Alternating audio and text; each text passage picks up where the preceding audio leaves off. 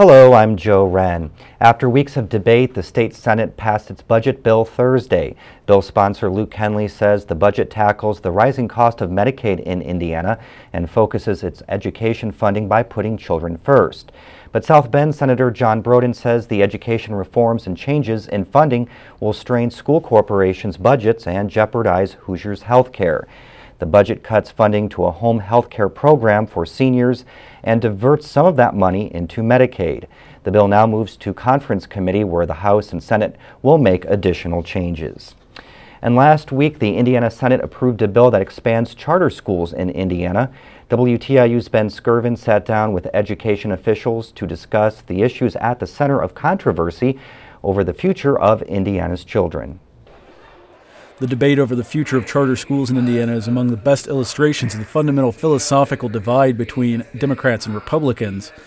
Along with school vouchers, charter school legislation is part of an overall Republican educational agenda which leaders say centers around the idea of creating options in education. In other words, supporters of the voucher bill and charter school legislation say traditional public schools are not ideal for all students, and parents should be able to choose the schools that best fit their child. This is not about proliferating charter schools or proliferating private schools. This is really about proliferating high-quality options. Democrats, on the other hand, say many pieces of legislation which benefit charter schools directly damage traditional public schools.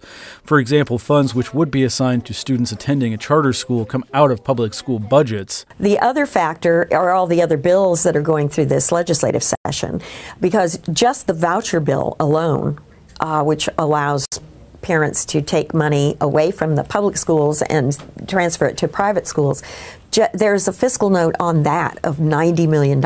Overall, charter schools have not performed up to par with traditional public school districts in terms of state standardized testing. However, on a school-by-school basis, charter schools show very little difference in terms of actual academic achievement, with a range of comparable test scores and graduation rates.